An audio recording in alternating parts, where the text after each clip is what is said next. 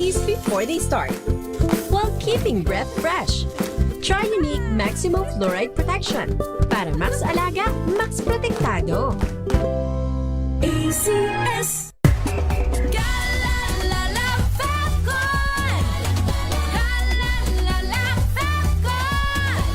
Ang bango ng sampayan, tara na magsayawan. Calafabcon, amoy nakaka-joyful. May nagbago, may arte, may budget. Akala nyo lang yon. So solid, White Rose Papaya, wow, White Rose.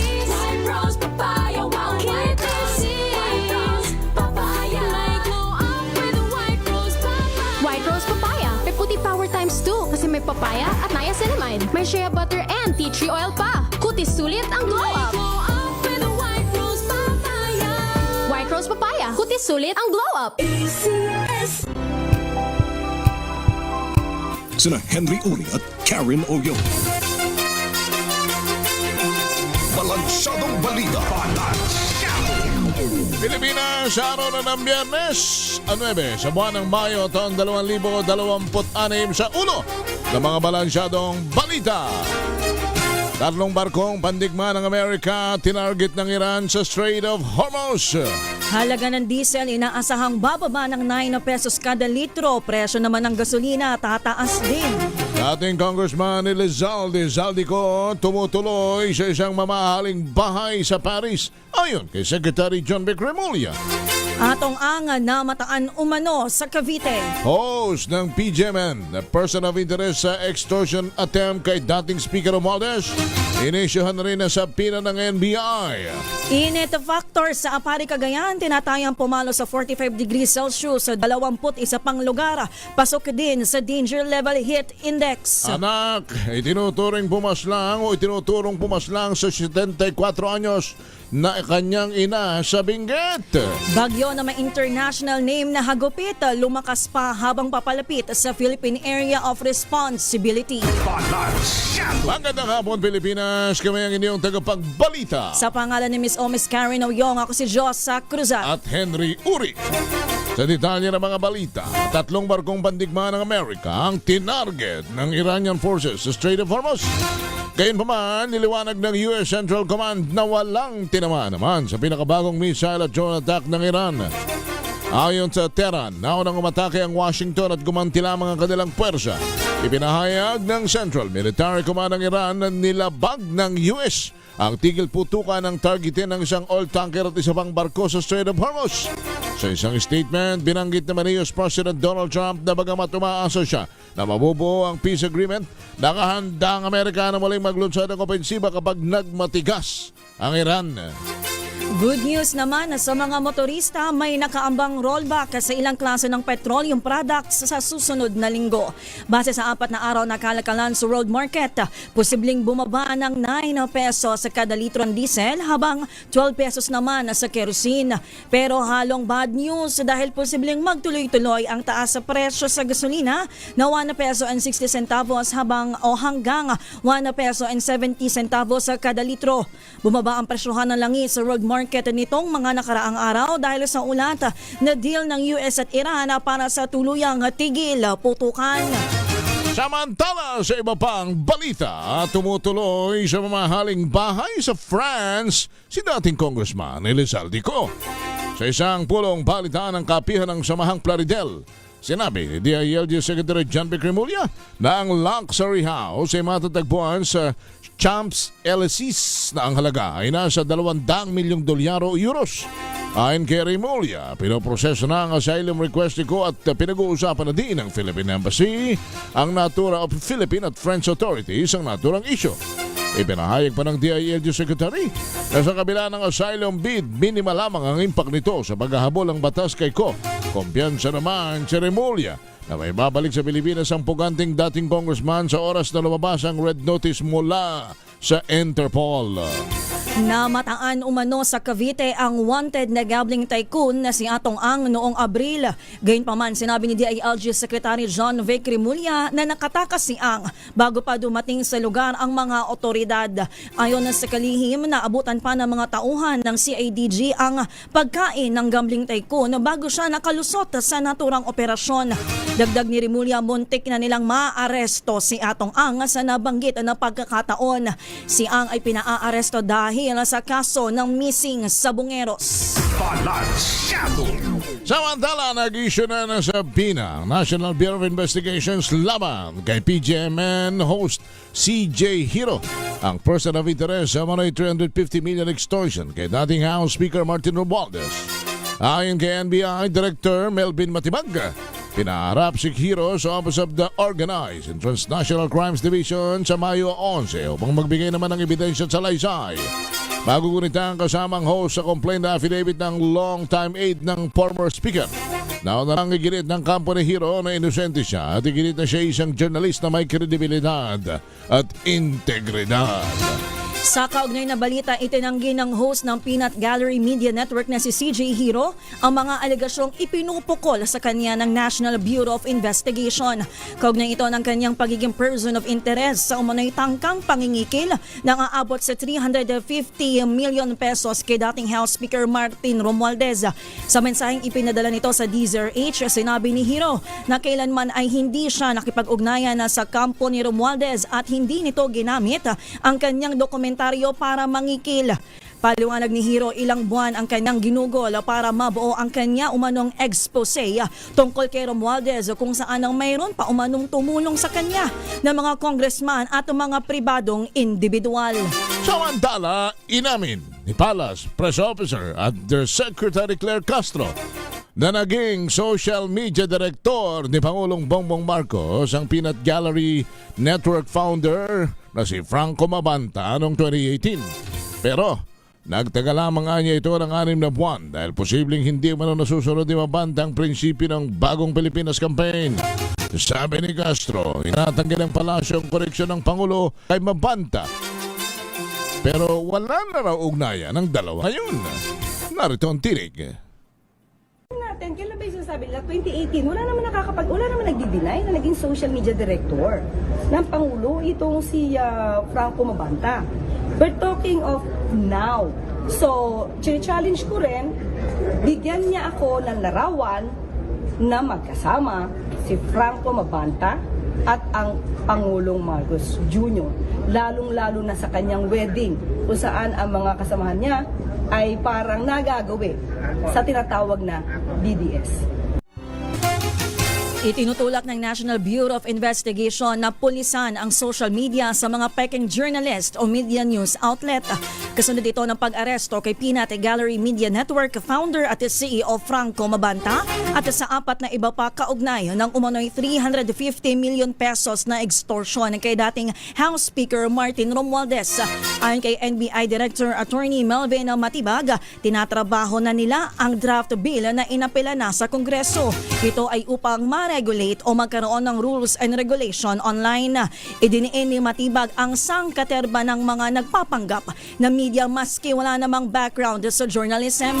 Pakinggan natin si Matibag. Actually, the biggest takeaway of this case, setting aside all the noise and all the political issues na sinasabi, ang lesson natin siguro dito is mapulis natin yung social media na posting to be as news outfit, parang yung conventional media natin, kayo, you are guided by KBP. Pag may ginawang kalokohan, pwedeng magsuspindi, magpatol ng suspension. So probably, we will push a legislation to that effect to regulate, not to curtail, but to regulate or to give some rules and regulation kung ano yung behavior. Kasi ang dami ngayon na wala namang background ng journalism, hindi nag-aaral ng journalism, mass media na. Very unfair to you na mga nag-aaral talaga. Labing isang minuto na makalipas ang 5 ng hapon, tinatayang umabot naman sa 45 degrees Celsius ang heat index sa Aparis sa Cagayan ngayong araw. Ayon sa Pag-asa, 11 iba pang lugar ang pasok sa danger level na heat index. Ang mga sumusunod, Dagupan sa Pangasinan, Batak sa Ilocos Norte, Tuguegarao City, ng heat index ay nasa 44 degrees Celsius. Tinatayang nasa 43 degrees Celsius naman heat index sa Sinai sa Ilocos Sur, Lawag City, Ilocos Norte, San Jose sa Occidental Mindoro, sa Palawan at Borongan sa Samar. Dala nasa 42 degrees naman ang init factor sa Bacnotan, La Union, Echagi sa Isabel, Baler at Kasiguran sa Aurora, Iso sa Bale, Subic o sa Olonga, Sangli Point sa Cavite, ang Coron at Puerto Princesa City, Palawan, Camarines Sur, City sa Capiz, Iloilo City at sa Duanga sa Iloilo ay 42 degrees Celsius din. Isang 74-year-old na lola ang pinaslang umano ng kanyang sariling anak sa Benguet. Nabisto ang krimen ng matagpuan ang mga labi ng biktima na nakabaon sa isang bakanteng lote sa barangay Daklan sa bayan ng Bocod. May nakakita umano sa suspect habang ginagawa ang naturang krimen. Natagpuan din ng mga investigador ang bahid ng dugo.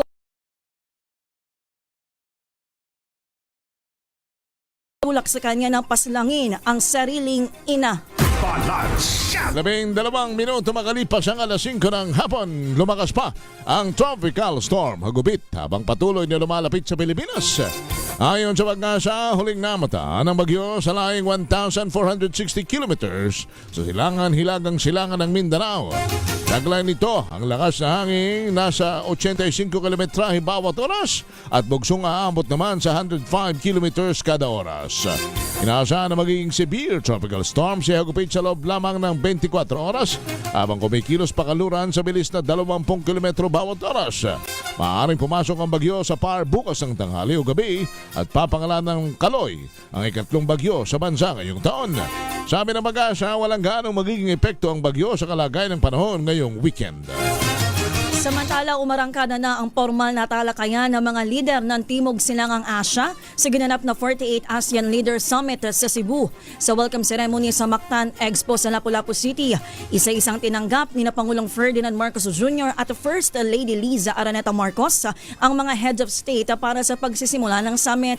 Sa kanyang talumpati, binigyan diin ng Pangulo na dapat magsilbing hamon ang tensyon sa gitnang silangan upang manatiling matatag ang ASEAN laban sa epekto ng krisis sa ekonomiya at seguridad. Pinasalamatan ng Pangulo ang mga kapwa lider sa pakikibahagi sa summit sa kabila ng pagiging abala at sa dami ng mga responsibilidad sa kani-kanilang bansa. Prioridad sa mga pagpupulong ngayon ang regional energy security and resilience, food security at ang proteksyon ng ASEAN nationals sa gitna ng kaguluhan sa Middle East. 15 minuto na makalipas ang alas 5 ng hapon, babalikan natin ang iba pang mga balita sa Balansyado. Kami ang inyong tagapagbalita. Ako po si Josa Cruzat at Henry Uri. Ang oras ay hatid sa inyo.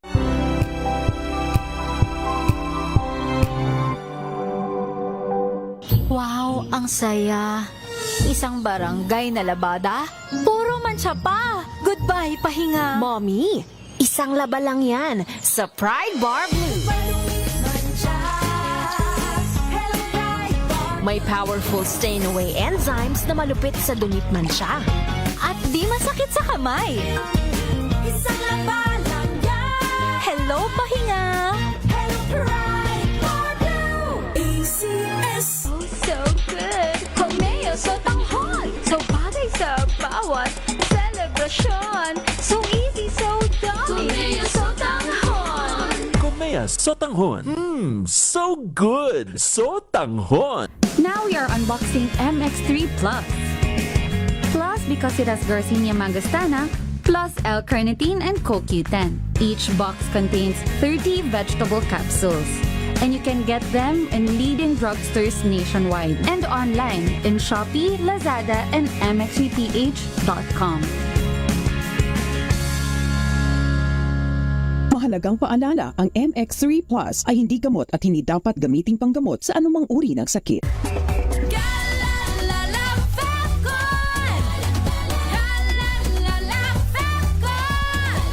Ang bango ng sampayan. Tara na magsayawan. Kalafagton, amoy nakaka-joyful.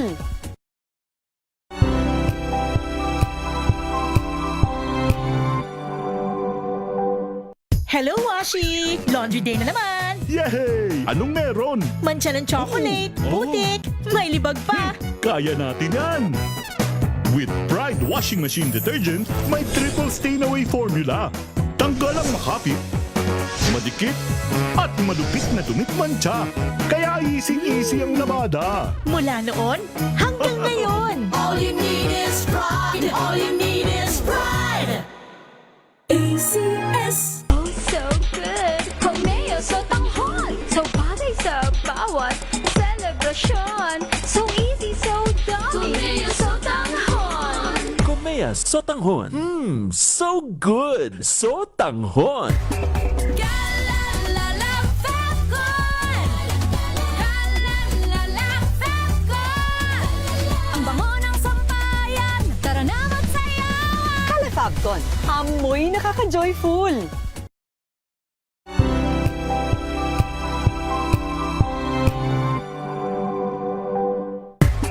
Galalala Falcon. Galalala Falcon. Ang bango ng sampayan. Tara na magsayawan. Calefabcon, amoy nakaka-joyful.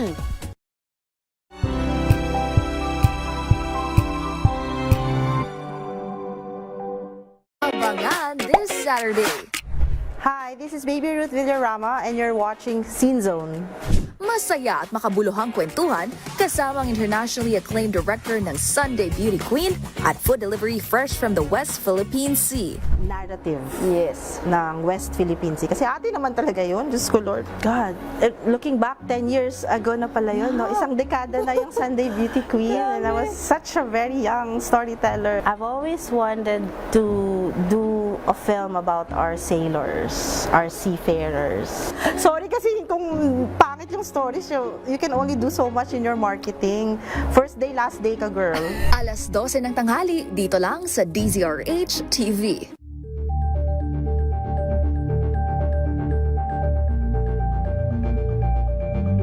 We've got you covered.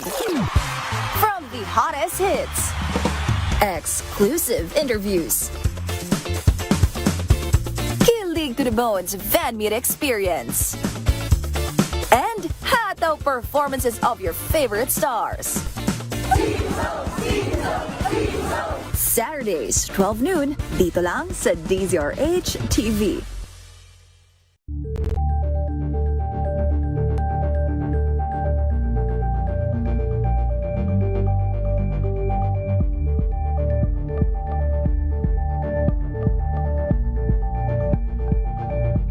Curious ka ba sa maraming bagay? Kami na ang bahala dyan. Aalamin, tutuklasin at bibigyang linaw namin ang mga katanungang bumabagabag sa inyong isipan. Sa programa kung saan ang bawat sagot ay galing lamang sa mga eksperto. Ang Expert's Opinion, tuwing linggo alas 3 ng hapon, dito lang sa DZRH TV.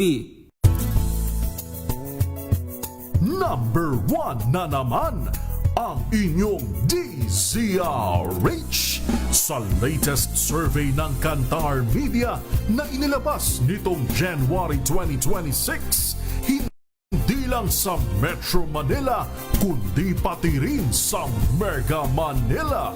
Patunay na DZRH lang ang inyong tunay at totoong pinagkakatiwalaan. Taos-puso po kaming nagpapasalamat sa inyong patuloy na pagtitiwala dahil ang DZRH, una sa Pilipinas, una sa Pilipino, saan ka man sa mundo, tayo Pilipino.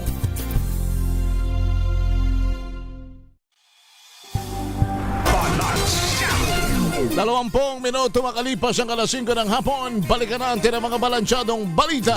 Kami pa rin ang inyong tagapag-ulat. Ako po si Josa Cruzat. At Henry Uri.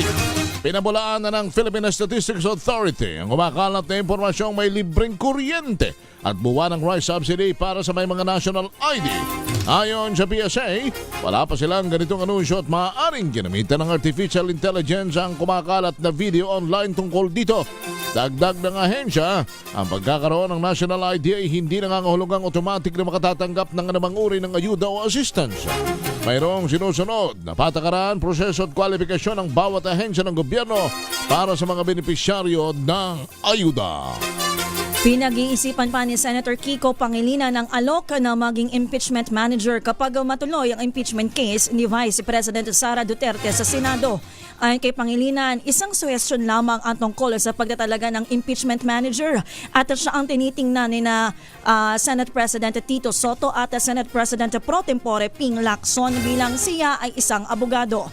Inahilin tulad ni Pangilinan ang nasabing tungkulin sa isang court administrator na siyang mamamahala sa mga administrative matters upang matiyak ang kaayusan ng mga pagdinig. Nilinaw ng senador na bago makapagtalaga ang mayorya, kailangan muna nilang amyendahan ang Senate rules upang formal na maisama ang posisyon ng impeachment manager sa kanilang reglamento. Narito po si Senator Kiko Pangilinan. Pinag-iisipan ko pa. Wala pa. It's just a suggestion. So, wala pang final. Pero tingnan natin. It's really the decision of the majority. Just to make the proceedings, parang to make sure that the proceedings are orderly. So it's really more administrative than anything. Kailangan pang isama sa rules yun and then ma-adapt pa. May mga administrative matters that have to be addressed before we proceed to actual trial. So parang court administrator, parang ganun. Samantala, pinabulaan na naman ni San Juan City Mayor Francis Zamora ang ulat na nasa hindi maayos na kondisyon ng San Juan Medical Center. Ginawa ng alkalde ang pahayag kasunod ng pagpuna rito ni Senator J.B. Ejercito na nasa declining condition ang pagamutan. Sa katunayan, sinabi ni Zamora na tumaas pa ang budget ng naturang ospital ngayong taon, 600 million mula sa dating 300 million noong 2019 nang una siyang maupo bilang alkalde. Sabi pa ni Zamora, Medikill Hospital pa ang tawag ng mga residente sa naturang ospital nung ito'y nasa pamumuno ng mga ehersito. Medikill Pero sagot naman ng ehersito, hindi dapat isisi sa nakarang administrasyon ng lungsod ang mga naging pagkukulang. Bagamat welcome umano sa kanila mga kritisismo, sinabi ni Zamora na hindi niya palalampasin ang ginagawa ng pagkaladkad sa kanyang sakripisyo sa mga nagdaan niyang termino. Walang pakialam ang China sa paggamit ng Pilipinas sa mga missile system ng ibang bansa, partikular ng Amerika at Japan. Yan ang bulletin ni Defense Secretary Gilberto Gibo Teodoro sa babala ng Chinese Foreign Ministry na maaari umanong pagmulan ng regional tension ang pagdadala sa bansa ng mga Tomahawk at Type 88 missile systems. Sa panayam sa pagtatapos ng Balikatan 2026, inulit ni Teodoro ang matagal ng banat sa Beijing na mas dapat umanong tutukan ang kanilang sariling bakuran. Pakinggan po natin si Defense Secretary Gibo Teodoro. Number one, hindi ako believe. Number two, wala silang pakialam ko. Alright. I mean, anong pakialam nila? Pakialaman nila ang sarili nilang bakuran. Pakialam sa nilang pakialam yung kanilang sariling bakuran, lalo na yung panunupin sa kanilang mga kababayan, hindi nila tinitigilan. Ito, distraction din sa mga kababayan nila, sa mga problema nila. Balansyado. 25 minuto na makalipas ang alas 5 ng hapon. Sumayin nyo na mga balita sa Balansyado. Kami ang inyong tagapagbalita. Ako po si Josa Cruzat. At Henry Uri. Balansyado.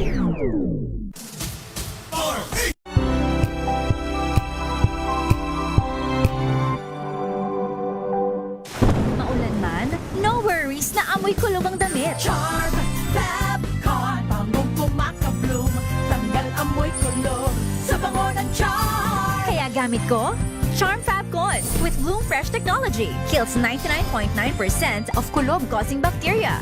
May aroma burst pa of thousands of flowers and berries. Ang sampay sa loob, no amoy kulob. Bangong kumakabloom sa Charm. Charm Fabcon.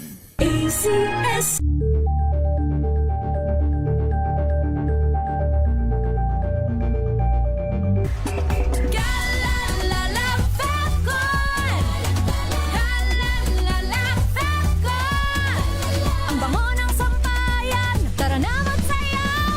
Fabcon, amoy nakaka-joyful.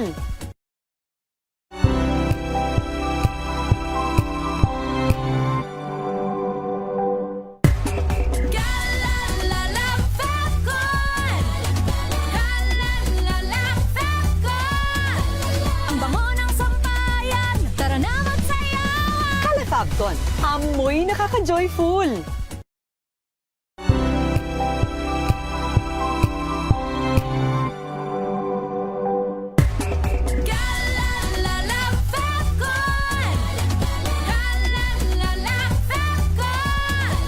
Ang bango ng sampayan, tara na magsayawan. Kalefacton, amoy nakaka-joyful.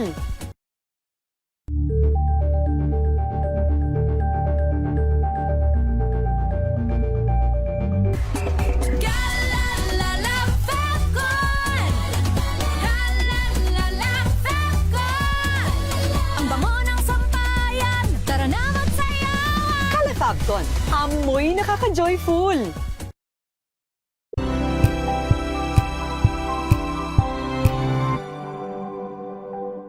Alamin ang mga maiinit na isyung pambayan, mga balitang kailangan mong malaman, usapin sa pamahalaan, politika, ekonomiya at kabuhayan. Ito ang mga dapat mong malaman, pakialaman at pag-uusapan dahil kayo ang tinig ng mamamayan dito sa Damdaming Bayan.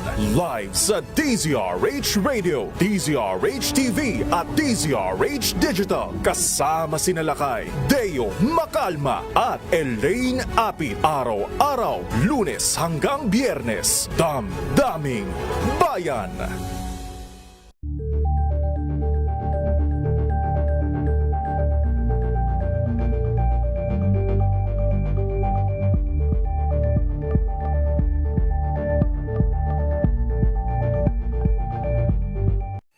Mga balitang gigising sa inyong umaga. Mga balitang kailangan mong malaman. Mapapakinggan sa ACS Balita sa 2x2. Kasama sina Anthony Taberna at Jerry Baha. Lunes hanggang Biyernes.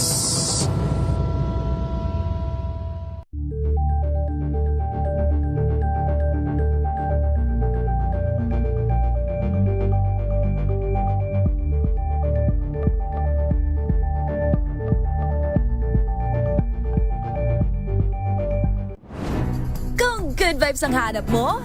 Dito ka na sa sigurado! Mula sa mga istoryang nagbibigay ng inspirasyon hanggang sa mga kwentong may dalang solusyon. Mga balitang pampagaan, pakiramdam at pampaganda ng araw. Hindi lang ba sa good news, kundi the better news. Mula Lunes hanggang Biyernes, 1:00 ng tanghali sa DZRH TV.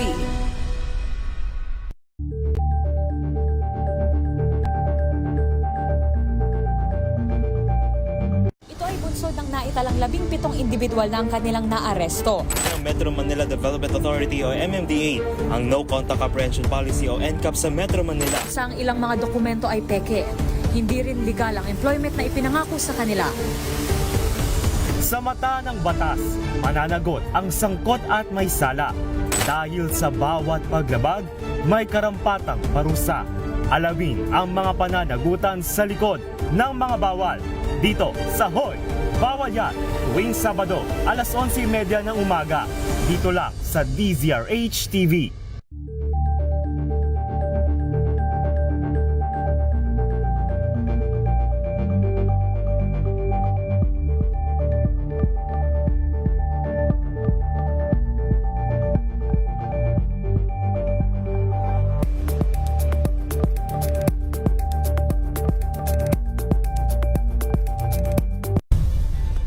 Nagsimula sa pangarap hanggang sa maabot ang tagumpay. Iba't ibang kwento, iba't ibang mukha ng atletang Pilipino. Mas pinatindi, mas pinalakas, at mas pinaaksyon sa Match Point tuwing Sabado, 12:30 ng tanghali sa DZRH TV.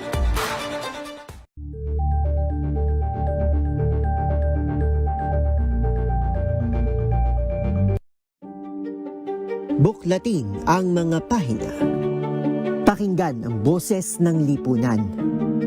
Tunghayan ang mga issue mula sa ibang katayuan. Nakakalungkot kasi deserve ba namin ng ganito? Na hindi nila alam kung ano talaga yung kanilang mga karapatan. Yung gobyerno, tinulungan nila yung kanilang magsasaka. Pinapatahimik tayong lahat using various laws. Through education, kayang-kaya nating baguhin yung ganitong klaseng pag-iisip. Isang kwento, iba't ibang anggulo. Dito, sa Point of View.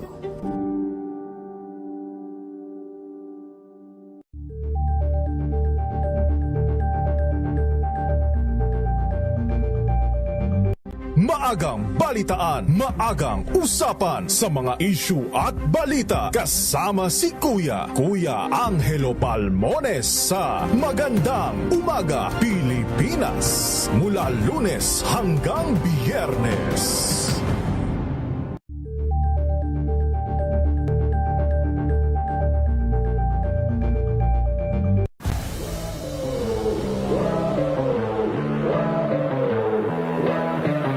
Talagang inaasahan namin na talagang matindi yung magiging labanan doon kasi kami dito sa Pilipinas, top runner kami doon. Parang participation lang kami doon, ma'am. Hindi ako makapaniwala, tingin nga ako ng tingin sa relo ko kasi sabi ko baka nagkaroon na ng error eh.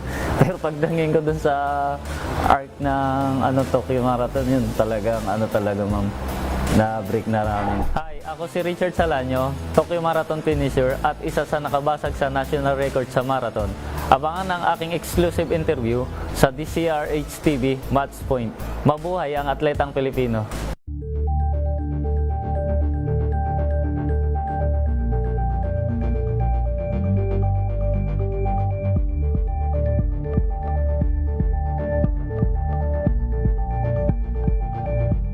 Abangan this Saturday.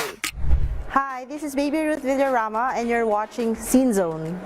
Masaya at makabuluhang kwentuhan kasama ang internationally acclaimed director ng Sunday Beauty Queen at food delivery fresh from the West Philippine Sea. Narrative, yes, ng West Philippine Sea. Kasi atin naman talaga yun, Diyos ko Lord. God, looking back 10 years ago na pala yun, no? Isang dekada na yung Sunday Beauty Queen and I was such a very young storyteller. I've always wanted to do a film about our sailors, our seafarers. Sorry kasi kung pangit yung stories, you can only do so much in your marketing. First day, last day ka, girl. Alas 12 ng tanghali, dito lang sa DZRH TV.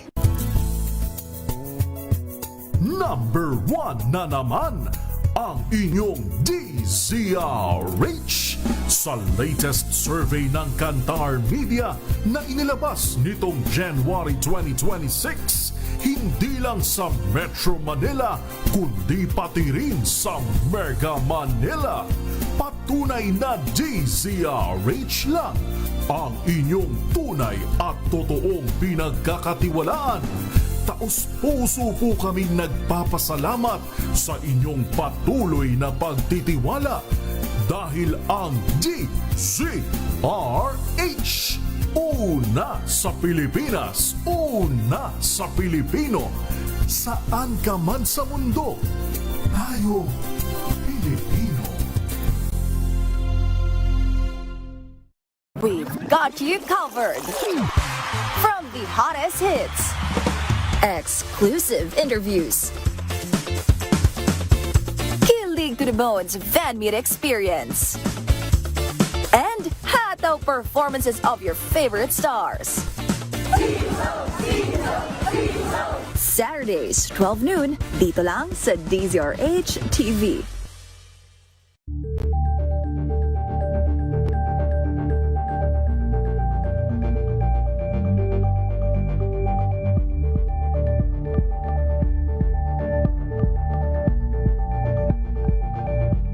Curious ka ba sa maraming bagay? Kami na ang bahala dyan. Aalamin, tutuklasin at bibigyang linaw namin ang mga katanungang bumabagabag sa inyong isipan. Sa programa kung saan ang bawat sagot ay galing lamang sa mga eksperto. Ang Expert's Opinion, tuwing linggo alas 3 ng hapon, dito lang sa DZRH TV.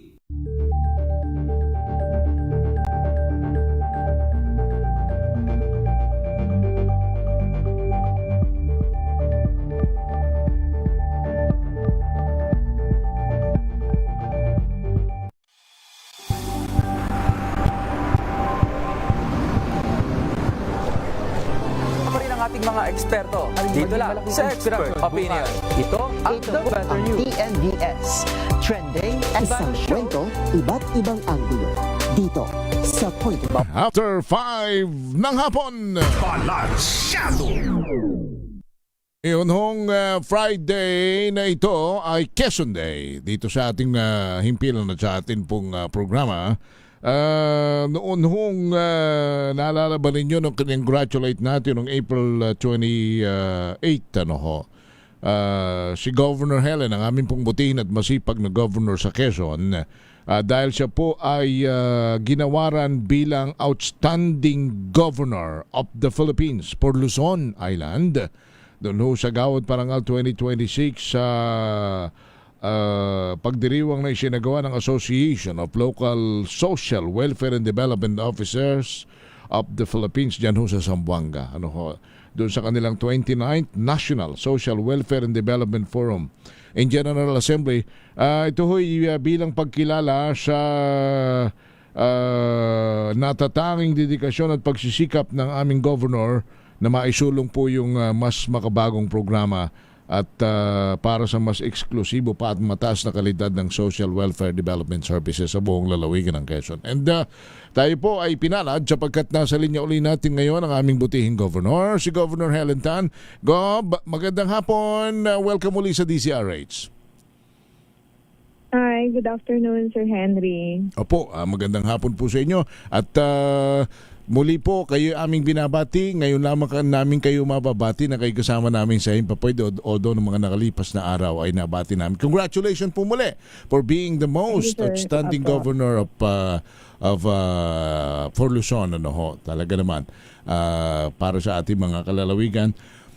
Siguro isa-segue ko na rin habang kayo'y patuloy na nagbibigay daan sa mga pagtulong sa ating mga kababayan.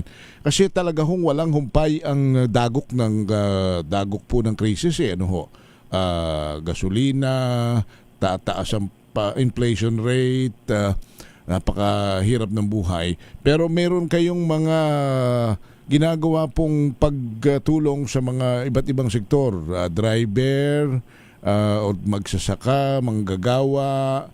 Paano po minamanage ng inyo pong pamunuan uli ang itong kahirapang ito na talaga hindi exempted ang ating mga taga-riyan sa lalawigan ng Quezon? Yes, sir.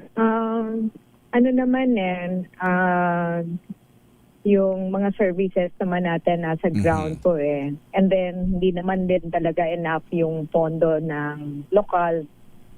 So, diretso po yung consultation kung nasaan yung need, dandod po kami, no? Opo. I think nakita kanina yung point of discussion namin with fisher folks and farmers na coming from them over the decades of maraming challenges to our farmers, no?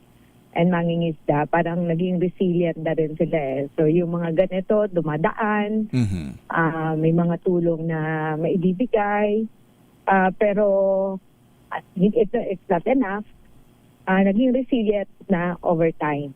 No? So nalalampasan. Parang, I don't wanna say nasanay, pero nakakaraos ang bawat isa. So, kami nagbibigay mga paunti-kaunti na intervention like may mga ongoing ako for fisher folk, trying to explain them. We can give what the national can give because buong probinsya, pag nagbigay ka ng isa, you have to give it to everyone.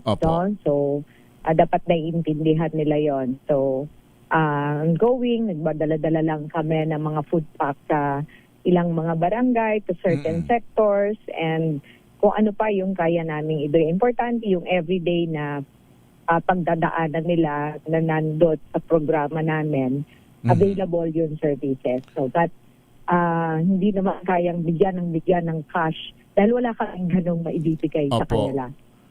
Pero marami po ang nabibiyayaan lalo na ng inyong bayanihan, estudyante, mga manggagawa, security guard, waiter, waitress, mga drivers, hanggang sa mga oras pong ito yung pagbabayanihan at magpapatuloy po ito, Governor? Opo.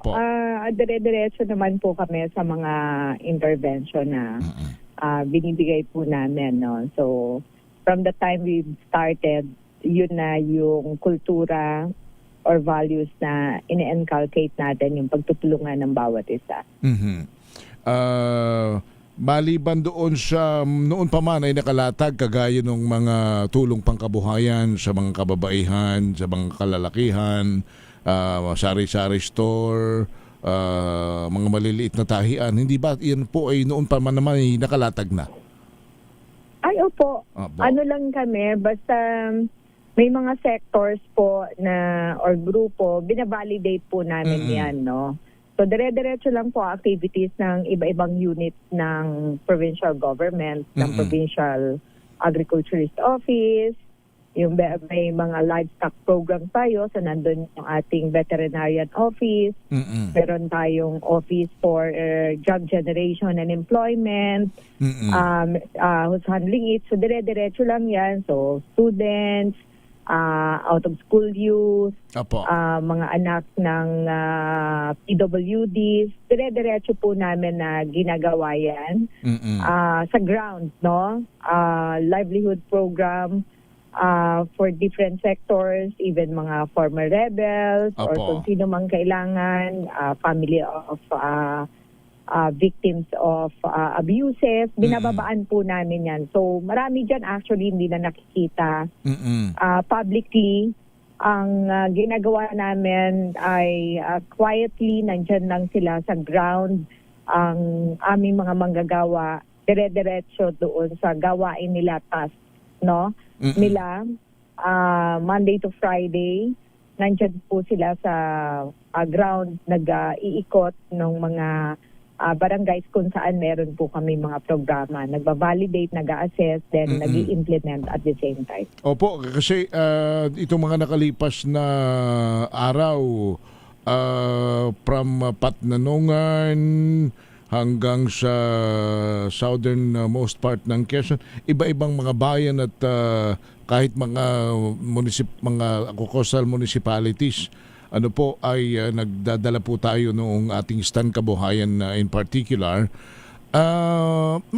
Saan natin ma-attribute ito? Sapagkat, well, with all due respect, maraming mga ibang mga LGUs ang talagang problematic po sa pondo. Siguro yung fiscal management, Governor, kumbaga maayos na paggasta, pagkat ang COA naman na rin ang ilang ulit na nagbigay sa inyo ng unmodified opinion sa paggamit po ng pera. So yung wastong paggamit kaya nakakaabot sa kanila siguro And proper planning, sir. Kasi kami, dire-diretso lang kami ng pag-validate, ng pag-assess. And then, hindi naman namin yun kaagad ibibigay.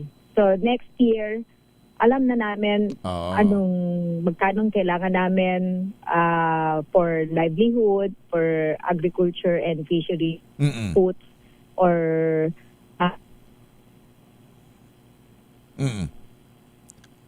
Hello, Gob?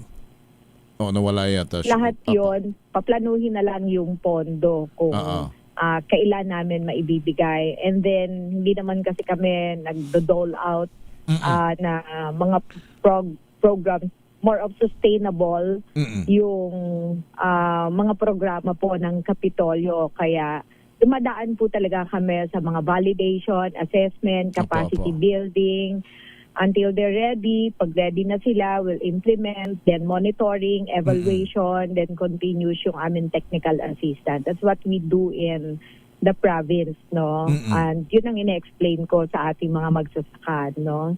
Hindi ako yung bibigay lang and then bahala na kayo. We're more of yung mas long-term na nagiging kapaki-pakinabang para sa kanilang lahat.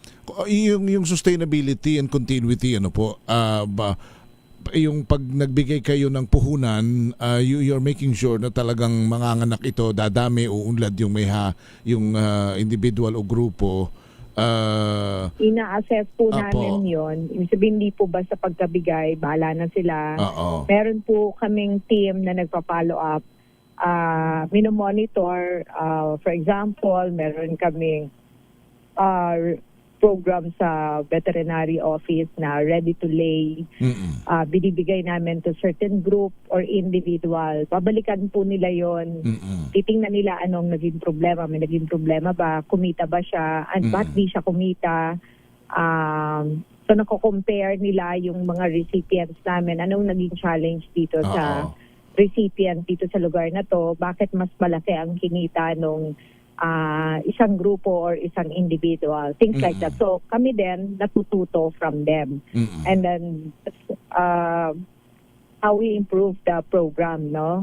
Yung inputs coming from our recipients, na-improve din namin yung program namin. So kung may kulang, we can expand, no? So that's what we do, sir, in the province. Ayun. So, kanya naman yung ating tax collection, yung participation, lalo ng mga mamumuwis natin ho, ay nagpapatuloy at masigla pa rin dahil dyan sa ating lalawigan. Ma'am, yan yung isa bahagi po ng livelihood. Magawi lang uli ako tayo rito sapagkat kayo ay gagaling lang kung di ko nagkakamali ng Unisan sa dyan sa atin sapagkat mayroong katatapos lamang po na groundbreaking para sa pagtatayo ng pasilidad ng paggamutan. Tama po ba sa Unisan? Yes po. So Unisan actually may hospital na po ang province doon. No, so just that maliit lang po yung hospital. There's no room for expansion. Very difficult to improve. No, although I am doing some of the repairs. So meron tayong initial fund na magagamit and may nag-donate po ng lupa para makatransfer po yung hospital to a better location kung saan magiging maaliwalas, maluwag po. It's a multi-year. Na-explain ko naman sa kanila. Anyway, hindi naman po affected ang operation ng hospital namin kasi it's in another location. No? So, may nag-donate ang lupa sa province and that's it. No? Then yearly pupondohan. So magpa-plan kami, magpa-forecast kami kung kailan namin matatapos yan. Ang buong lalawigan po ba ay halos under your leadership, ma'am? Halos wala na yata o ilan na yatang bayan ang wala pong wala pong mga pagamutan. Madami po po na walang ang ino-operate po ng province ay 15 hospitals. 15 hospitals. Used to be 16 po yan, but yung hospital po ng Tagkawayan, when I was in Congress, naghain po ako ng panukala na i-renationalize. So currently it's being operated by the Department of Health. No? And nakafocus lang kami doon sa improvement ng mga hospitals existing kasi hindi na po namin kakayaning makapagtayo ng another hospital because of the financial constraints. So what we establish is a proper navigation and referral system and yung pag-strengthen ng mga municipalities ng kanilang primary healthcare services.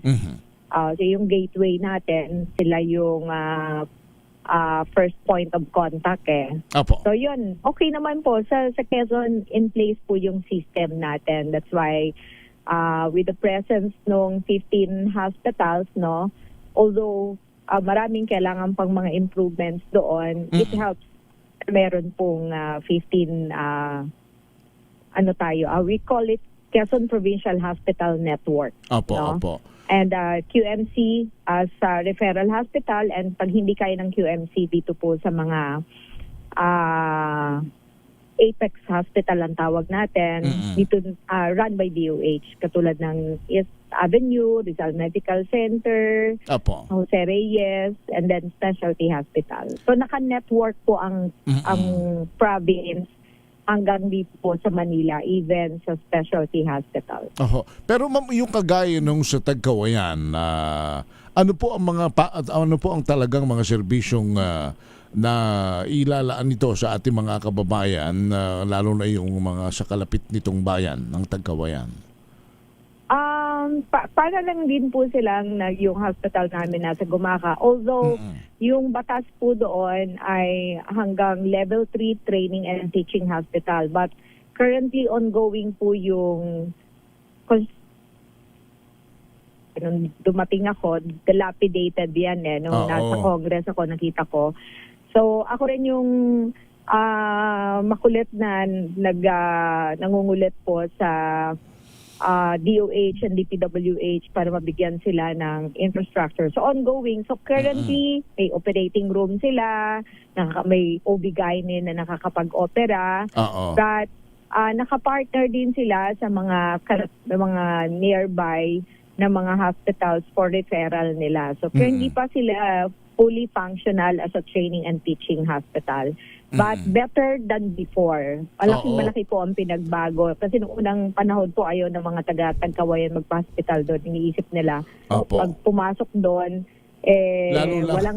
wala talaga. Walang services, walang doctor, walang operating room, wala pong neonatal intensive care unit, things like that. So ngayon, meron na po sila. Wala lang to at this time, but at least they can cater mga emergency na kasi may surgeon po sila tsaka OB. Opo.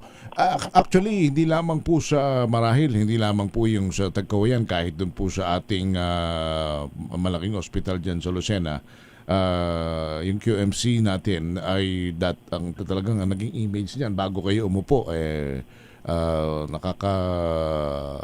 nakakapag-alala sapagkat may mga kababayan tayo na negatibo po ang impression. But then now, maayos, malinis. Kanina galing ho kayo ron at mukhang inyong pinasyalan din itong QMC natin na may bagong emergency building. Tama ba, Governor? Opo.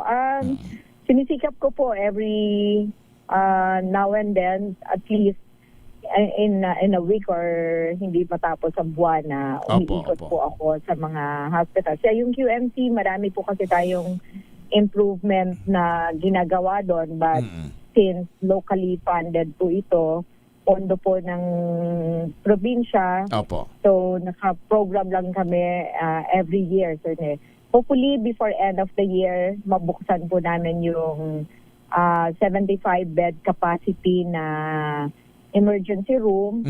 Then ongoing din po yung construction natin for additional wards natin. Hopefully hanggang 2028, ma-open po natin floor by floor po yung magiging additional wards natin. And sana makapagdagdag po kami through that building na mga additional ICU.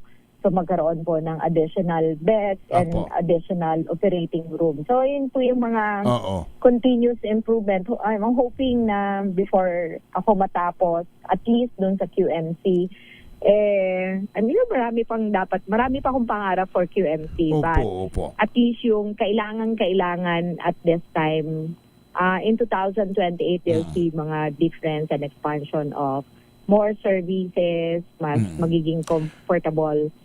So continuous, sir, yung mga improvements natin in all our facilities. 15 hospitals po yan, all at the same time. We're doing mga repairs, rehabilitation. Talagang sobrang daming problema nila na tinatnan ko. But we're happy na one at a time, nasusolusyonan po namin yung problema. Pero ma'am, yung 75 beds for an emergency sa probinsya, malaki po ito, Yeah.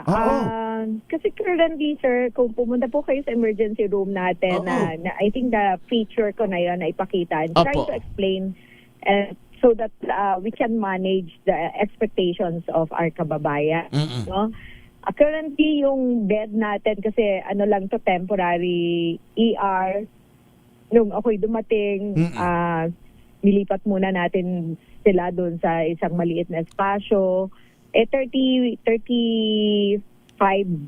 o 30 beds capacity lang yon, pero siksikan po sila doon sa emergency room na yun. Pero ang actual po noon, kaya yung iba po nakaupo, kasi hindi po kami tumatanggi Pag nandyan, nag-okay ang pasyente, wala pang bed, consent na okay sila na maghihintay. At one time, nag-100 plus po kami sa emergency room. Ganon kadami po yung pasyente sa QMC. So, talagang congested. Kaya nga yung 75, you think it's malaki, that may be enough, or in time, meron pa rin po doong spillover na mga nakapo, sa wheelchair. Kaya kailangan namin magdagdag din ng bed sa ward. No? So, kasi yung turnaround time from the ER to the ward, kasi kung madami na nga yung aming ER tapos hindi kami nagdagdag sa ward, magkaka-problem kami doon. No? So that's what we're doing. Hoping na maayos namin yung sistema namin from dumating ang pasyente to admission to transfer to the ward. Kasi nga, nagdadating po yung peak season kung saan nasa aisle na yung mga pasyente, nasa pasilyo, ang tawag natin pasilyo, yung ibang pasyente, no? So, yeah. Marami na tayong nagawa, malayo-malayo na po from before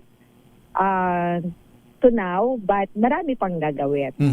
Pero, siyempre, yung binanggit po ninyo kasi wala tayong tinatanggihan, kaya yung ating mga kababayan naiintindihan din. Wala po. Kahit po hindi taga Quezon, tinatanggap po natin.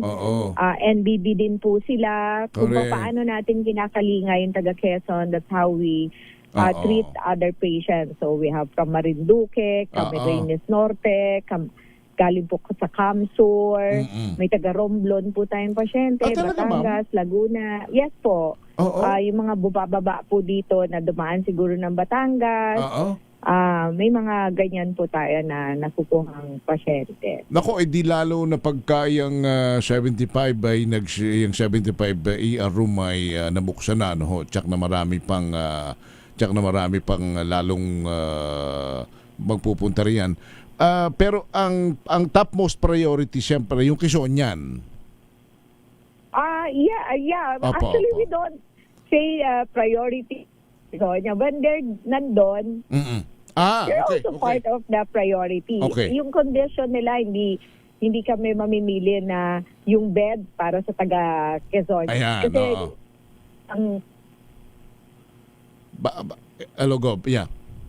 kasi baka mamaya ang ibang maging notions dyan teka muna, bakit ba inuuna yung mga taga-ibang lalawigan? Bakit ba garin So sa Quezon nga, gaya ng ini-explain ni Gob, sa Quezon ay walang sinisino, kahit saan ka galing, basta ikaw ay kinakailangan gamutin, because that's of course the mandate of the hospital. Yan ang atas ng gobernadora namin na kahit yung galing ng Romblon, isipin nyo, Romblon, Marinduque, kasi yan ho kasing Quezon ay daanan, kumbaga, daongan yan. Nagdadaong may mga nagdadaong dyan galing po ng Marinduque. Of course, dumadaan ng mga taga Bicol, sumisinsay din ng mga taga Romblon. Pag dumaan doon sa ospital, di po sila tinatanggihan ng Quezon Provincial Hospital. Now, at least siguro doon sa ating mga nakikinig, lalo na dyan po sa lalawigan ng Quezon, to manage our expectation. Alam niyo talagang ang kainaman lang that we have a governor like our doktora ay alam niya kung paano talagang maging ina sa mga Gob? Apo, yan. Sorry, mobile kasi ako. So, binabanggit ko na rin po na kahit taga saan ka, taga Quezon ka man o taga ibang lugar ka, ang inyong direktiba ay wala kayong kumbaga walang pipiliin, walang sisinuhin sapagkat opo. Wala po kaming pinipili doon. Basta dumating po sa emergency room at nandun ang pasyente, same lang po ang treatment natin. Hindi po natin sinasabing taga Quezon lang po dito, wala pong gano'n. Pero ma'am, siguro sa inyo na rin manggaling, tatanungin ko po kayo ngayon bilang doktora naman, yung salitang emergency, kasi minsan yung ating mga kababayan pupunta dyan, hawak-hawak, namimilipit ang tiyan, hindi makausap, masakit ang ulo, ano ba talaga yung, para lang maintindihan nila na ikaw ay emergency, ikaw ay pwede pang painumin ng gamot. Paano po bang ba natin maipapailiwanag yon? Actually, Usually, pumupunta ang pasyente sa emergency room na may nararamdaman siya na hindi na niya kaya, no? Apo. So, let's say, masakit ang tiyan, pero mga previous weeks, sumasakit naman talaga ang tiyan niya. It's just that yung severity ay tumaas, that hindi na niya kayang i-tolerate. No? So, pupunta ng emergency room. So, we have doctors na nag-a-assess po doon. Kung may mga test po na gagawin, ano ang initial niya na consideration through physical exam na possible nagkukos. So, kaya niya nararamdaman siya na masakit ang tiyan, lumabas yung mga test na pwedeng management, hindi naman pala UTI lang pala yun o nag-radiate lang pala yung pain, no? Kayang gamutin. Opo. And kaya niyang sabihin na kailangan iakyat na natin ito sa OR. Mukhang appendicitis to. The pain is mukhang pain ng merong bato sa abdo, things like that, no? So alam ng doctor po yun. And yung in-explain po natin sa emergency room kasi syempre ang pumupunta dyan yung mga, as I mentioned, may nararamdaman na hindi nila kayang i-tolerate. No? Opo. So, merong mga ganyan na pumupunta. So, i-assess ng doctor in order of prioritization. Kasi minsan sabay-sabay, di ba, sir? Opo. And then, ang operating room naman, hindi naman sky's the limit. Ang surgeon, di rin naman sky's the limit yan, no? Opo. So, alin ang uunahin among? Yung iba naman ina-advise natin, like for example, sabay-sabay na may inooperahan and then hindi kaagad ma-operahan but mid-surgery, then they'll advise a transfer of hospital of choice. No? But may mga pasyente din, sir, na halimbawa naglagnat, dumaan yung mga araw, kaso Sabado, gabi na, nag-worry bigla yung magulang. Opo. Pero actually can manage at home. Yun yung mga sinasabi ko po pag every time pumunta ako sa barangay. Katina, I'm explaining it to them. Huwag ninyong tinitiis. While it's daytime, then you go to the doctor. Yung mga bayan-bayan naman po, may doktor sila na pwede pong puntahan kung walang pagpa-check up. Meron pong mga RHU na pwede pong puntahan. Wala pong binabayadan doon. Ang bottom Huwag line... hintayin po yung gabi na kung alam natin na sa emergency room, kagulo po talaga. Ang daming pasyente. Mas marami ang pasyente sa doctors no? and nurses. No? Ang bottom line, ma'am. Go ahead po. Go ahead, ma'am. Yeah, well, you can see the doctor daytime, puntahan po ng so parang hindi pinalalala yung sakit o nararamdaman. Consult kaagad tayo sa doctor para hindi na tayo na dadala sa emergency room, no? So, yun lang po yung lagi kong ina-advise sa kanila. Parang kung may nararamdaman, you think it's not normal, then go to the doctor and consult. No? Para nagagawa po yung mga test. Parang yun yung sinasabi sa atin dati na matatanda dyan sa atin sa Batangas na habang may araw pa, abay, dadaan na magdamag. Yan, parang gano'n. No? Tama po yun. Yan. Habang may araw pa, dalhin mo na. Pero ma'am, so ganito po ang para maintindihan ng ating mga kababayan. Halimbawa, dinala ka gamit ang ambulansya ng munisipyo, dinala ka dyan sa ating provincial hospital. Pagdating doon, i-assess ka ng mga doktor at magtiwala ka sa sasabihin ng doktor. Kung ikaw ay kinakailangang i-confine, iakyat na, dalhin ka sa operating room. Pero alam ng doktor kung ikaw ay pwede pang outpatient. Ano po? Yes po. So, I remember there's one na nag-message sa akin sa Facebook. I think may sugat, no, yung bata. Pero, dinala niya Sunday. Madaming pasyente. Of course, maghihintay. Kasi nakita, hindi naman emergency yung sugat. Pwede pong dalhin ng following day, Monday. Pero ang nire-reason ng magulang kasi hindi nila madala ng daytime o ng weekdays kasi may trabaho, no? So parang nagagalit siya. Pero yun yung sinasabi ko din sa mga tao na of course, we do make some sacrifices for everything. May kanya-kanyang sakripisyo, no? Opo. Yung mga hindi nila maintindihan na akala nila yung doktor ay ano lang, for the sake na mapauwi sila. Kung hindi, ina-analyze po nila na matatagalan kayo dito, mahahawa pa ang pasyente dito, maraming may sakit, wherein pwedeng dalhin po sa outpatient services, no? So, pagkakaya pong i-manage naman sa bahay, papauwiin po yun, no? Sasabihin po ng doktor na po pwede pong i-discharge from the emergency room, babalik po sa outpatient services. As much as possible, yung ina-admit, yung admissible lang po talaga. No? Yung karapat-dapat na siya ay i-confine. No? Opo. So, yung iba kasi, syempre, yung convenience nila yun yung nire-reason nila na gusto nila nasa loob na ng hospital, blah, blah, blah, etc. No? But, yun nga, may mga limitations po kasi ang lahat ng hospital. Opo. No? So, yun yung kailangan ng pang-unawa ng pamilya ng pasyente o ng pasyente mismo. Meron pong talagang ugali tayong mga Pilipino na pagka sumakit dahil sa emergency, ang gusto agad ma-confine Pero ma'am, tama ba? Kahit sa mga private naman, ma'am ina-assist ka rin kahit meron silang bakanting kwarto o... May waiting time po. Diba? Kasi may process po in everything.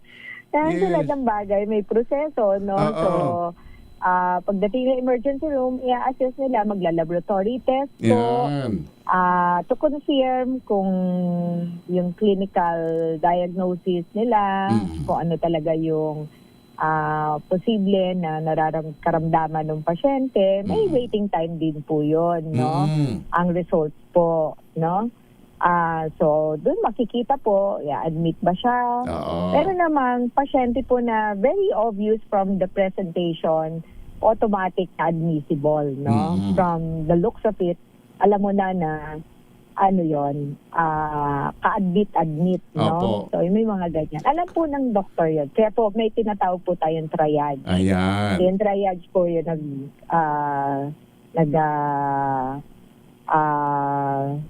tuturo saan ka pupunta, ikaw ba dito sa surgery, ikaw ba dito sa nalalaman nila, ito emergency talaga, then you have to go first, things like that. No?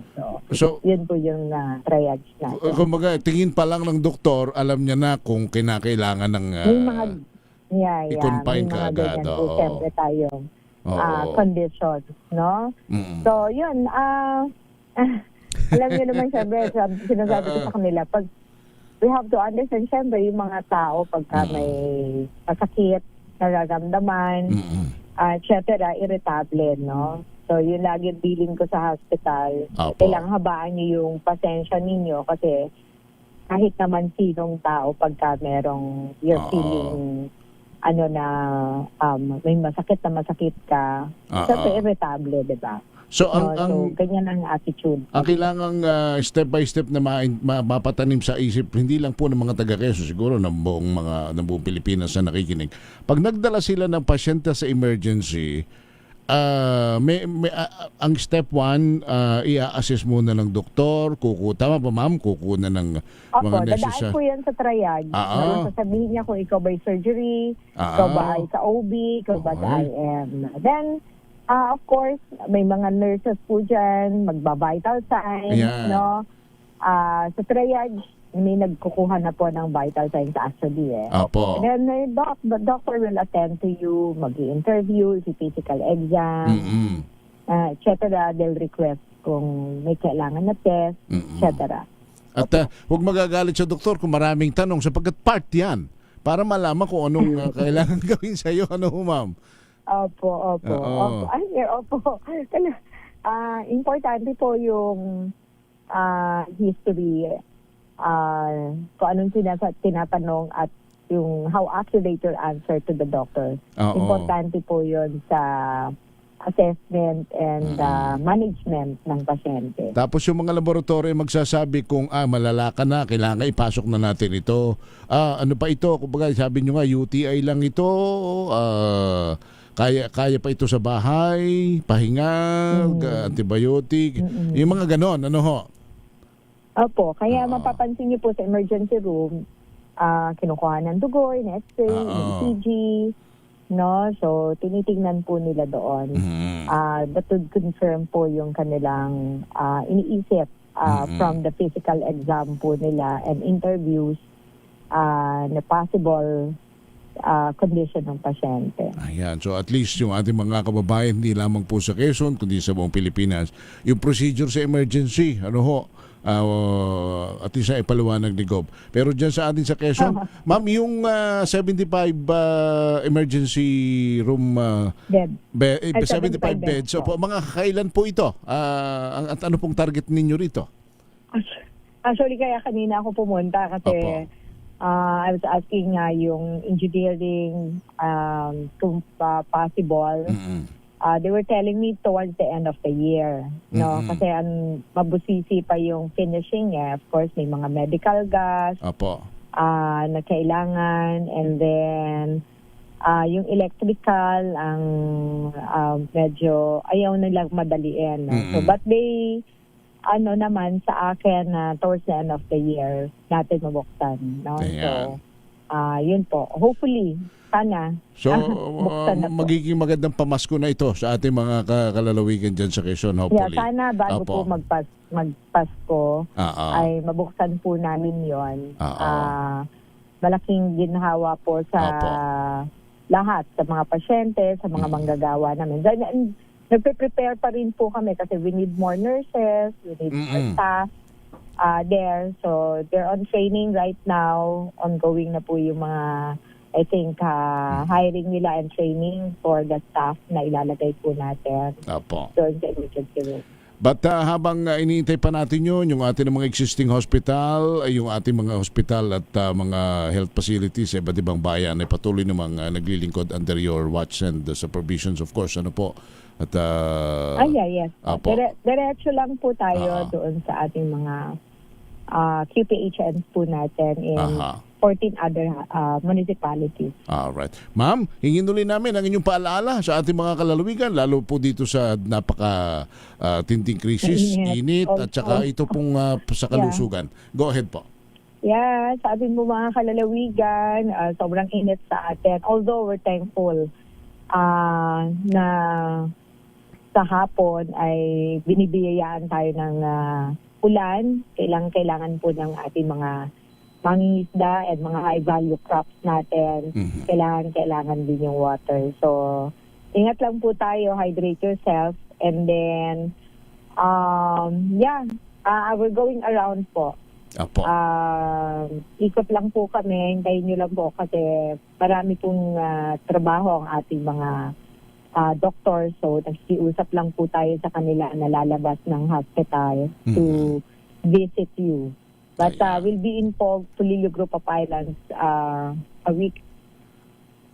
I think after next week. Ilibot ulit kayo sa Pulilio Group of Islands.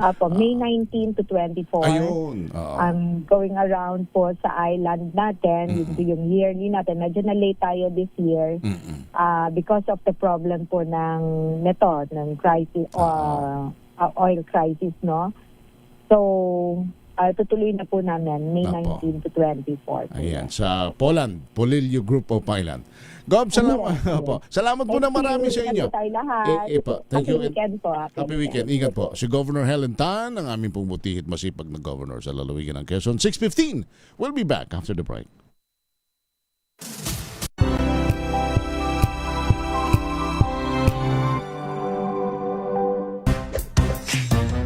Galing-galing mo, Smart dishwashing paste ko, pritong ulam na masebo, plato ng kaldero, tanggaling for everyday. Ganyan pag Smart ang dishwashing paste. May double tanggaling formula. Tanggal ang sebo, tanggal ang bakterya. Pahit para walang bahid, linis fantastic sa metal at plastic, number 1 ko to. Tanggaling-galing mo, Smart dishwashing paste. ACS. May nagbago. May arte. May budget. Akala nyo lang yon. So solid. White Rose Papaya. Wow, white coffee. White Rose Papaya. Wow, white coffee. White Rose Papaya. May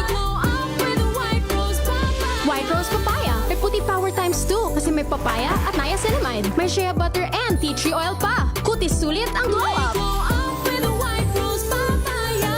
White Rose Papaya. Kutis sulit ang glow up.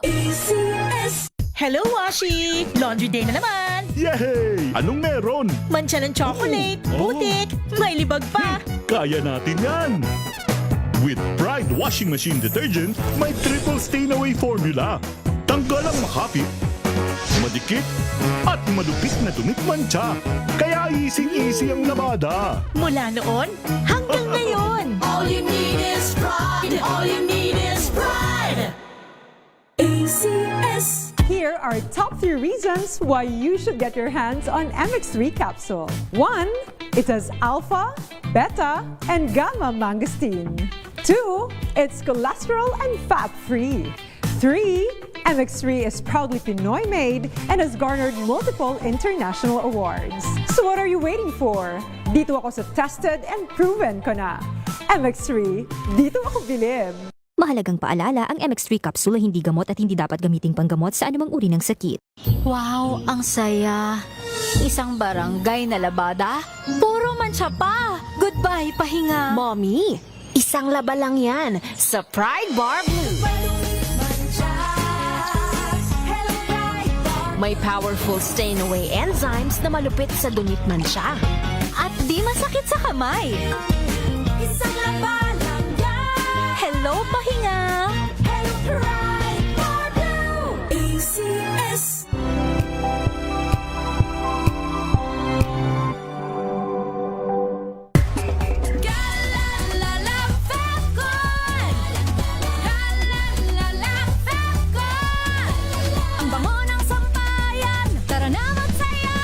Calefacton, amoy nakaka-joyful. Sa lahat ng bagay, simula pa lang, siguraduhing max protection na. Kasi pag kulang ang proteksyon, baka madaling masira. Sa ngipin, dapat may max protection din. Max Alaga ng Unique Toothpaste. With Max Protect Formula, helps stop cavities before they start, while keeping breath fresh. Try Unique Maximum Fluoride Protection. Para Max Alaga, Max Protektado. ACS.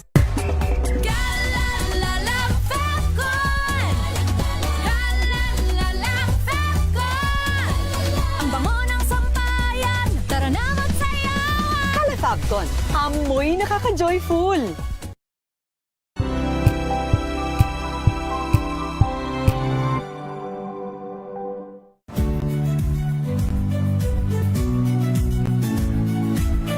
Magandang araw mga kaibigan. Ito po ang inyong balerina ng bayan, si Lisa Makuha Elizalde, na nag-aanyaya sa inyong samahan kami at ang aming mga espesyal na panauhin para sa kalahating oras ng masayang kwentuhan sa aming programang Art to Art, kung saan ang usapang sining at kultura ay para sa lahat.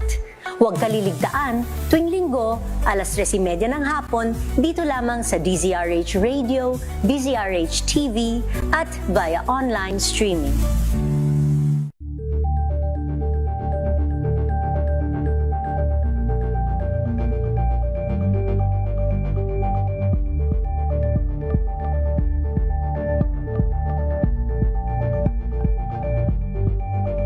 Tambalang Anthony Taberna at Jerry Baha ang gigising sa inyong umaga dahil lalatay ang humahagupit na diskusyon at komentaryo Lunes hanggang Biyernes sa 2x2.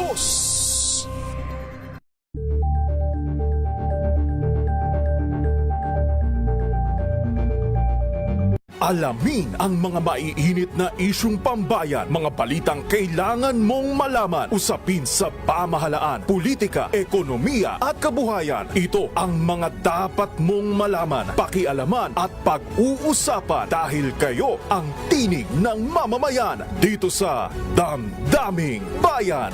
Live sa DZRH Radio, DZRH TV at DZRH Digital. Kasama sina Lakay, Deo Macalma at Elaine Apit. Araw-araw, Lunes hanggang Biyernes. Damdaming Bayan.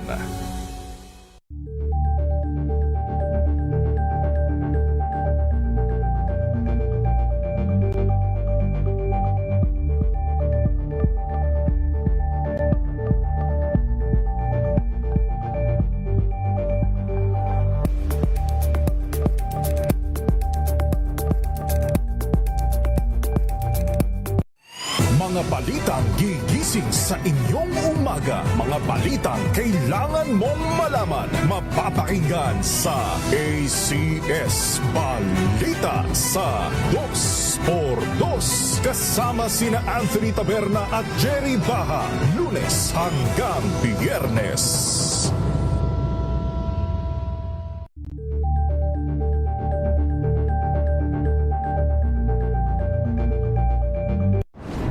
Kung good vibes ang hanap mo, dito ka na sa Sigurado! Mula sa mga istoryang nagbibigay ng inspirasyon hanggang sa mga kwentong may dalang solusyon. Mga balitang pampagaan ang pakiramdam at pampaganda ng araw. Hindi lang ba sa good news, kundi the better news. Mula Lunes hanggang Biyernes, 1:00 ng tanghali sa DZRH TV.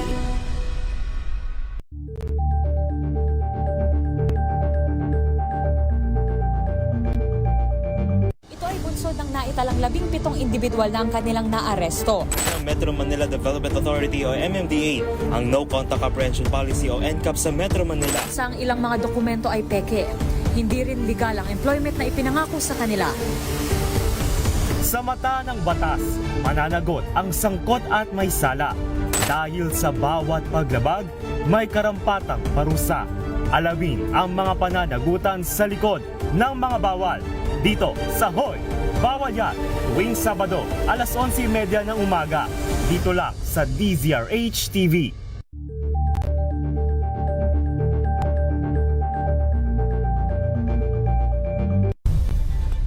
Nagsimula sa pangarap hanggang sa maabot ang tagumpay. Iba't ibang kwento, iba't ibang mukha ng atletang Pilipino. Mas pinatindi, mas pinalakas, at mas pinaaksyon sa Match Point tuwing Sabado, 12:30 ng tanghali sa DZRH TV.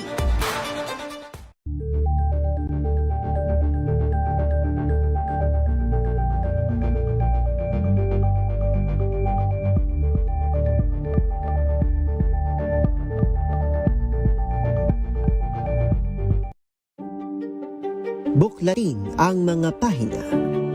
Pakinggan ang boses ng lipunan. Tunghayan ang mga issue mula sa ibang katayuan. Nakakalungkot kasi deserve ba namin ng ganito? Na hindi nila alam kung ano talaga yung kanilang mga karapatan. Yung gobyerno, tinulungan nila yung kanilang magsasaka. Pinapatahimik tayong lahat using various laws. Through education, kayang-kaya nating baguhin yung ganitong klaseng pag-iisip. Isang kwento, iba't ibang anggulo. Dito, sa Point of View.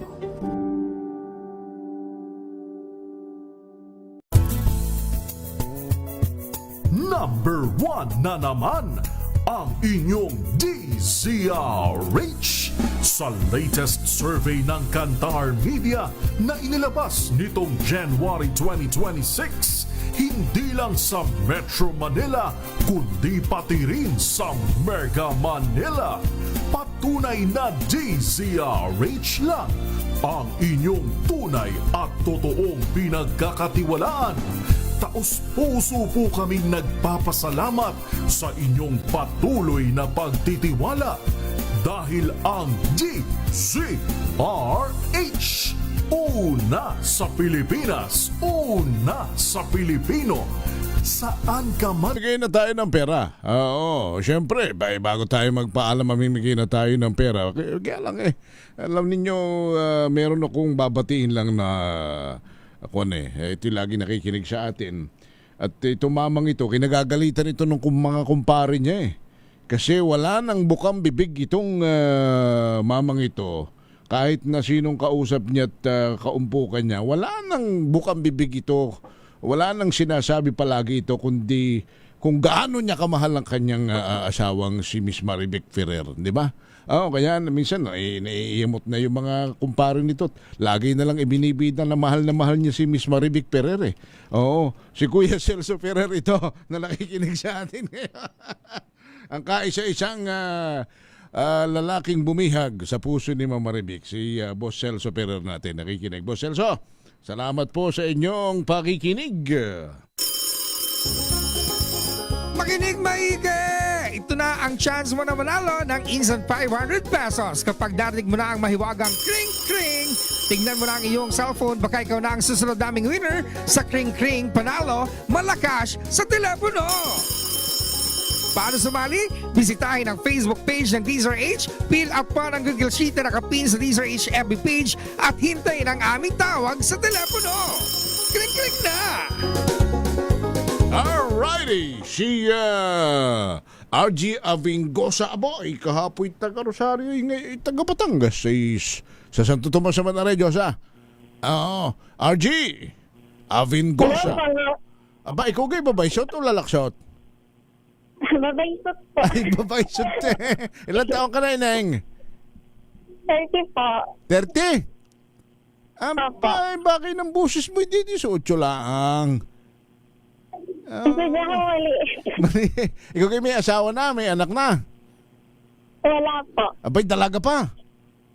Opo. Ay, siya, bibigyan kita ng pan-date, ha? Pero pagka nakipag-date kayo, huwag ikaw ang gagastos. Sala yun. Ay, sige. So, saan ka sa Santo Tomas? Sa San Bartolome po. Sa San Bartolome. Yan, sige. Ano ang himpilan ng radyo na una sa Pilipinas, una sa Pilipino, at unay lalo sa mga taga Santo Tomas? RG? DZRH po. Ayan, sige. Ikaw baka naman may boyfriend ka dyan babatiin, batiin mo naman. Wala po. Babatiin ko na lang po yung nanay ko po nakikinig, si Mama Salvacion ng Happy Mother's Day po. Ay, oo nga naman, Mama Salvacion. Oo. Happy Mother's Day advance po sa inyo. Thank you sa inyo pakikinig. RG, salamat ha. Ingat kayo rin sa Santo Tomas. Maraming salamat din po. Napakabanas di yan. Salamat, RG. Si RG ng Batangas sa Santo Tomas, si RG Avingosa. Nakawala na kaming oras. Salamat po na marami sa inyong pagsubaybay. Salamat sa mga inyo na ang talakayan, balita at talakayan sa Balansyado. Palagi namin paalala po sa inyo siyempre, kung gusto nating umasenso sa buhay, kayo po'y magdasal palagi at manalig sa may kapal. Huwag gagawa ng masama sa kapwa, bagkus laging gumawa ng mabuti. Pagkat ang paggawa ng mabuti ay hindi kailanman magbubunga ng masama at tumulong sa nangangailangan dahil help is wealth. Ang tawayan po ninyo ang usapang legal. Alam ba ninyo ano daw yung double sale? Ano ba yung double sale? Yan ang pag-uusapan with Attorney Cam at si Judger Attorney Thea Pecho Corpus. Kasama ba? Sige. Salamat po sa ngalan ni Joseph Cruzado at ang aking partner na si Karen Oyong. Ari po, si Henry Uri. Balansyado.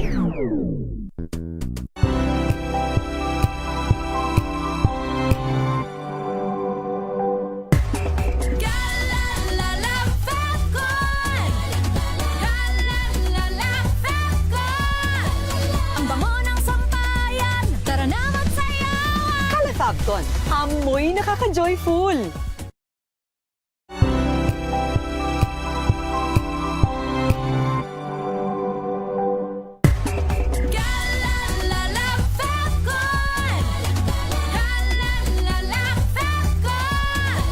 Ang bango ng sampayan, tara na magsayawan. Fabcon,